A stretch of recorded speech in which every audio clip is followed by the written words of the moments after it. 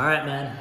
We're back with another episode of Not So Fucking Ordinary Show. For those of you who haven't joined the show up until this point, what I'm doing is I'm focusing in on extraordinary people like the individual to my right.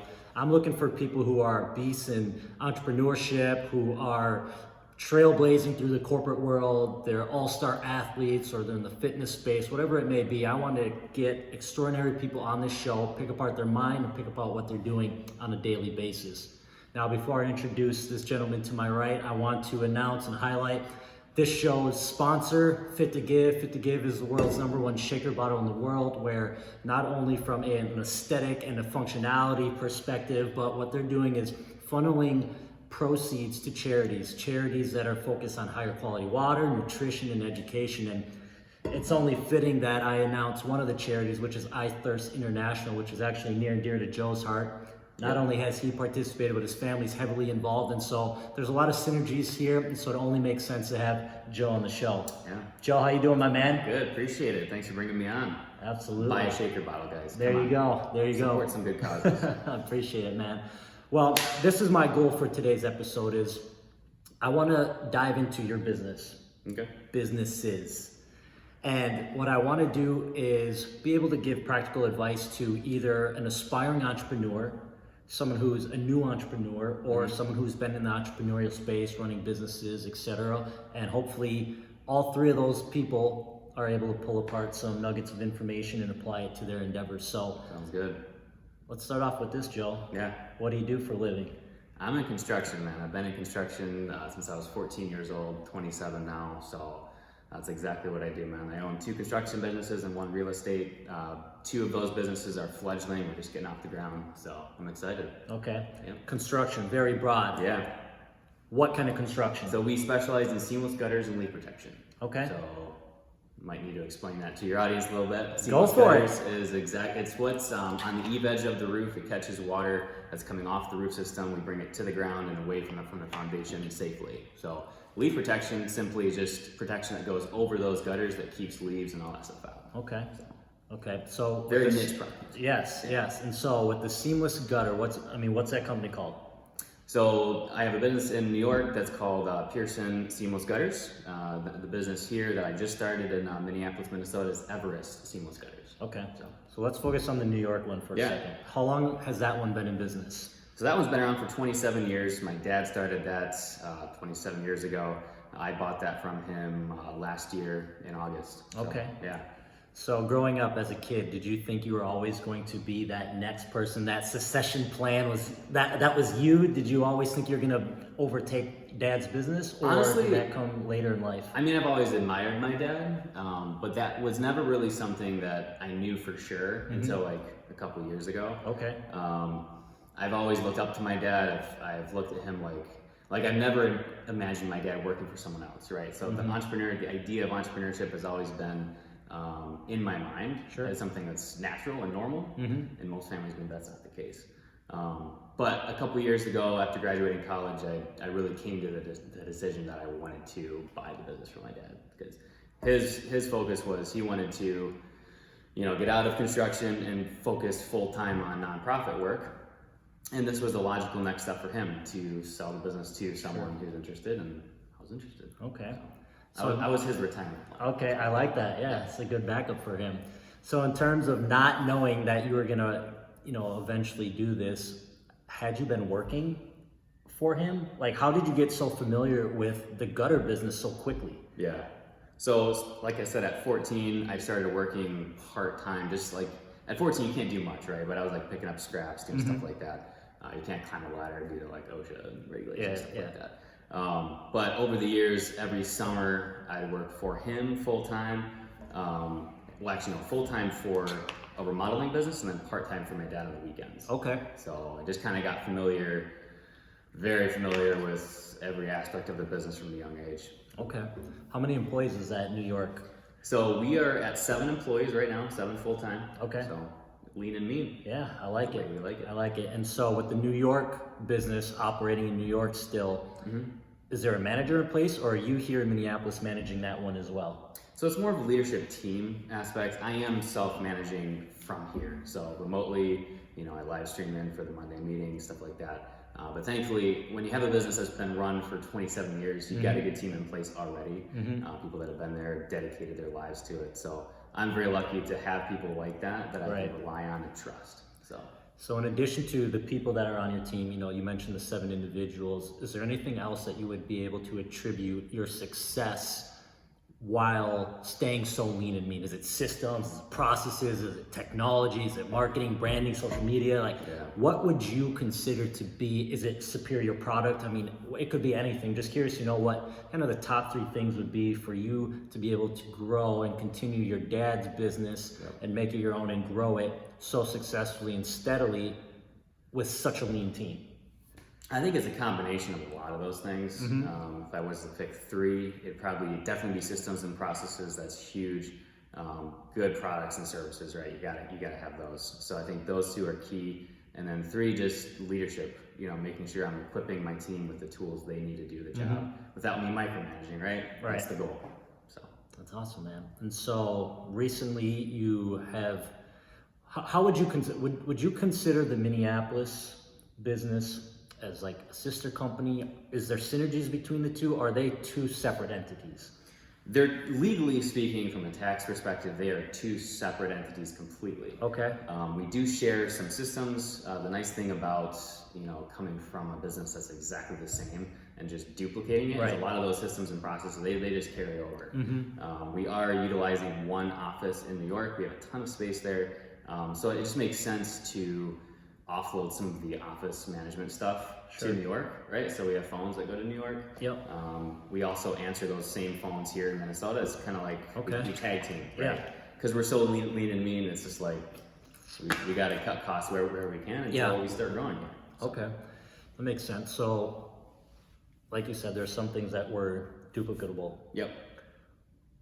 What areas of the business were challenging from the standpoint that you had to start from scratch? So it wasn't just cookie cutter, this is working in New York, let's apply it here in Minneapolis. There has to be some areas that were almost as if you were starting a complete new business from scratch, right? From maybe it was a marketing and market penetration standpoint, brand awareness standpoint, customer reference standpoint. Like I'm just talking out loud here, but I mean, talk to me about some of the challenges that you've faced thus far trying to penetrate into a new market.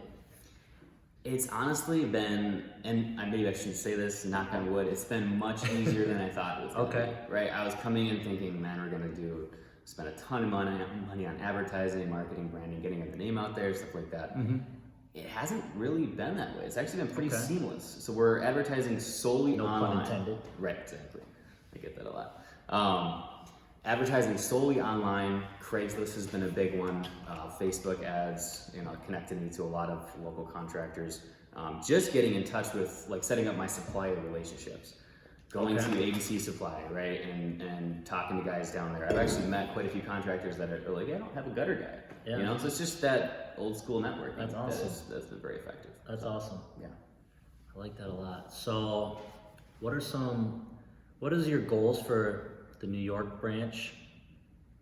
And then we'll transition. What are some goals for Minneapolis? Short term, long term? Just curious. Sure. For the New York branch, we do want to diversify into other specialized products and services at some point. That's in my head. That's what I'm thinking. From a specialized, when you say specialized product services, define that. So I really like the idea of picking one product or service, or maybe just a couple that really complement each other, and then doubling down on those. I don't subscribe to like the remodeling field where we go in and try to do everything ourselves, right? And I know even those guys, they have a lot of subcontractors that come in and do work. But as a contractor, I really like picking just a couple niche services that I can focus on and brand and market, and then really zero in on that. So like seamless gutters and leak protection, very niche, but that enables me to limit turnover. Once I get guys that come in, I can train them in like a year. A lot of these construction trades, you need like almost a lifetime of experience before you can be really good at a multitude of different services. Right. So I really like that aspect of specializing. So when I'm talking about that for the New York branch, I don't want to say exactly what we want to do yet, but it's going to be something that's laser focused. It's one focus on one area of construction that we can just, that's what we're doing. We start to advertise and market based on that. Yeah, I like that. It's a smart strategy. In terms of short-term, long-term goals for Minneapolis, what does that look like? Grow. Yeah. Man, grow. So how long have you been in the Minneapolis area? So I got married last year to my wife, Destiny, and that's basically when I moved. Okay. So it's been about a year. Yeah, it went by quickly. Yeah, jeez. Crazy. Seriously, yeah. All right. What else was I going to ask you? I had something on the tip of my tongue. I just forgot it. Let's talk about kind of the startup process. We've dabbled in it a little bit, but we can sit here and we can say, oh yeah, you moved to Minneapolis and you started this new business, but you and I both know it's not that easy to just say, yeah, I started a new business. So I'm curious to know, especially for a lot of the people that are watching that aren't super familiar with having an idea and then actually taking it to market and launching, there's so many little steps, whether it's, the filing for the actual organization, getting the EIN and legalizing it and doing all these small things that a lot of people don't actually realize. And it's going through that process of the small, tedious things that really put an individual to the test, because their idea is fun and great, but then when they realize, oh wait, I have to pay $500 to get my LLC. Okay, wait, I have to do X, Y, and Z to get my filing. So it's just interesting to actually pick apart that process, and I think you'll bring a lot of value to the people watching. If you want to walk through, you don't have to go through every single step, but just kind of walk me through, okay, I have an idea to start a new gutter business in Minneapolis. What next? Let's walk through that a little bit. Yeah, absolutely. There's 1,000 things, man. It felt like a long road, but I have a lot of respect for my dad doing that as well. So it was a learning experience. Number one, find a good lawyer, right? You want to make sure you set this thing up right. You're doing it correctly. You don't want to cheat the government. Believe me, it will bite you later. So find a good lawyer, get the LLC created. And then also find a good accountant too. Sure. Sometimes you can find both. You can find a good CPA and attorney in one. That's what I've done. I like that way to go. Yeah.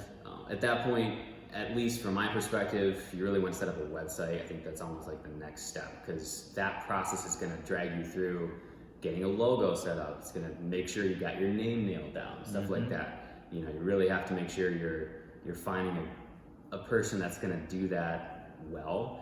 That's not my specialty, so I hired that out. I had someone come in and help me design the website, help me design the logo, stuff like that. I did come up with the name myself, but she really guided me through the whole process of getting it set up and getting the different logo file sites, stuff like that. So after the website set up, for me it was getting equipment, making sure I had the truck, the gutter machine, stuff like that is where you really start to incur a lot of capital cost. Yeah, I actually wanted to talk about that. I'm going to interrupt you for a second. So talk to me a little bit about the acquisition of the van. I've seen it. It's amazing. It's great. Let's talk about that, and then let's talk about your newest little baby that you bought. That's 5,000 pounds and sitting in the back of that van. Let's talk about that a little bit. Absolutely. So I had some savings. I was fortunate enough not to have to bring in outside capital. I didn't go into debt to start the business. No fault. If that's what you have to do, then by all means. I really wanted to minimize the risk, because like I said, I was coming in with a very, not a negative mindset, but I knew it's going to be a grind. And it was going to be hard. Right. New startups have a high rate of failure, and I wanted to minimize my exposure as much as possible. And I think that's a better mindset to have, being closer to the realities of what could actually come about, rather than being overly optimistic. Sure. Jumping into the deep end and then realizing, okay, this is going to be a lot harder than expected, and then being discouraged and going about it that way. So I think that's the proper mindset to have. But go ahead, keep going. Yeah, so I purchased the van, Ford Transit van, and made sure I had enough space in the back to throw a gutter machine back there, and then I just got the 5 and 6 inch combo gutter machine. So that's all set up and ready to go. And I've been doing this for so long that it's just it's normal to me, I know the ins and outs of how the machines are built, the way to operate it. So maybe to me it's not so incredible. Tell me and everyone watching and listening here what the machine does, because I thought it was kind of neat how the process of actually going from essentially raw materials to a finished product. Yep. all in the back of your van essentially. So kind of walk through that process a little bit. It's cool. A great setup. So we get our, they're called coil rolls. We get them from our supplier. They can come in whatever weight you want, but normally if we're doing a stock white roll, it's around 400 pounds roughly. And that's the actual material that the gutter is being, so right. aluminum or copper, whatever the material is, rolled up in a massive ball, almost like, is it almost like a hay bale or something like that? I have to show you so you know exactly what I'm talking about. Or is it a sheet or? No, so it's actually just a big, just think of like paper rolled up into a coil, right? And then many layers of that. Okay. So it's just it's like a cylinder that sits on the machine, and then it's just made up of, I don't know exactly how many layers, hundreds of layers. And then just you feed it through the machine, it feeds it through, it pulls it through a roll forming system, forms it into the K style. That's where your K gutter is from. And then it pushes it out of the machine, and then you can cap it, you can put miters on it, cut it, punch your downspout holes, seal it, all that good stuff, man. Yeah, I think that's a super cool process. I want to see that machine in action. Yeah, that'd be cool. I've got it out front. I've tried that thing everywhere. Some B-roll footage for the podcast. Yeah, there you go. Cool. What if you were to give maybe 1 to 2 to 3 pieces of advice for an aspiring entrepreneur, what would you tell them?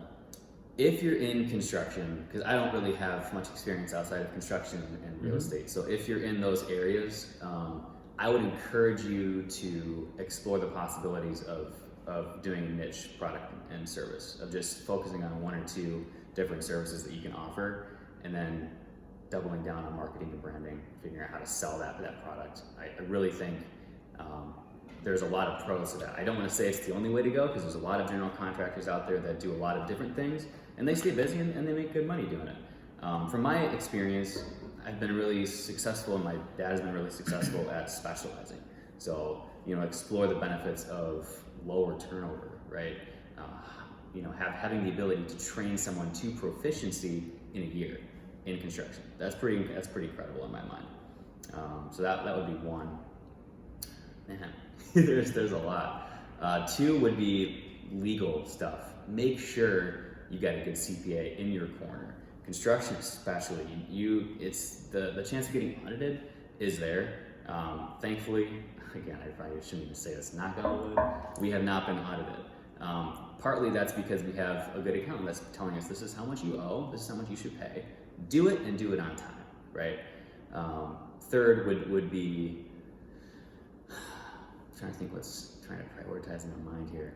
3rd would probably be marketing and branding, right?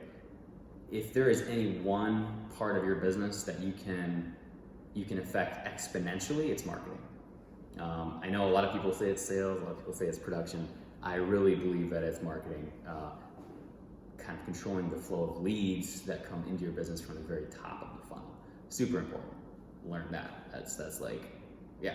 A good resource for that is the one-page marketing plan. I would really recommend reading that for a beginner. Right. Great. Those are really good pieces of advice, good nuggets of information there. And it's a perfect segue as you brought up the book, because I wanted to also ask you, are you more the type of guy who just wakes up in the morning, goes and tries to learn as you go, or are you much of a reader? Do you like to learn from other people's mistakes, try and compress the time it takes to actually gain knowledge rather than going out into the world and learning things for yourself, and could take 5 years? Are you more the guy who, I'm gonna pick up a book, see if I can learn from someone else, apply it, see if it applies to me, and go about it like that? I do my best to learn from other people's mistakes. Yeah. I think ideally that's the way to go. I love reading. I've always loved reading. So if I can find a book that's going to teach me something, then that's awesome. On the other hand, I'm very stubborn. Sometimes I'm a very hands-on learner too. So sometimes I have to make my own mistakes in order to learn something. But I try my best to. No, I think pick that's up materials and get as much as I can. Yeah, I think that those are the 2 variables for the equation of success. You should be able to learn from others, but also learn from yourself as well. I think that's important to do that. So you mentioned the one-page marketing plan. Any other books? I have an idea of what else you might say, but I'm just curious to know if there's any other books that you would recommend for anyone else. Whether it's, I know one of them, but I'm not going to steal the spotlight. But it's a very well-known book, but I think it's still worth highlighting for people that might not be familiar with it. Yeah, I mean, you and I read a lot of the same material, but I really think, it was a laundry list. One is Principles by Ray Dalio. A lot of good stuff to implement into any kind of business, too. It's not just construction, any kind of business. Gary Vaynerchuk's got some good books. Crush It. What about that Black and Orange book? Black and Orange. Talks a lot about processes, systems. Talks about. It's been a while. Which one are you talking about? Traction. I know you're a big fan of Traction. And so when we were talking about processes and systems, I was really thinking about that Traction book. And I think that's an essential book for anyone.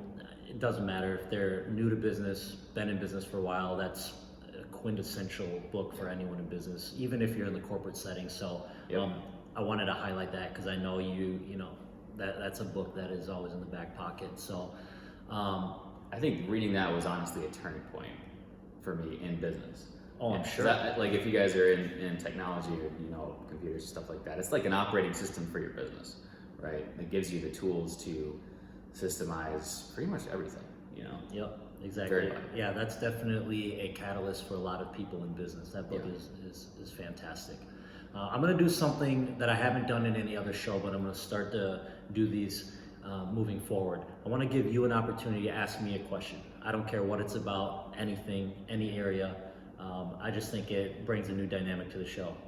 Interesting. I like this. Yeah. Flipping the script here. Flip the script a little bit. Yeah. One question to ask you, the interviewer. Yeah, so say you had unlimited reach. Say this podcast could get anywhere you wanted it to go. Mm-hmm. Millions of followers. Who would you want to interview at that point? Who would be like your ideal interview? That's an interesting question because my initial reaction was going to be to say all the people we always see on podcasts, the Gary Vaynerchuk's, the David Goggins, the Grant Cardones, Tony Robbins.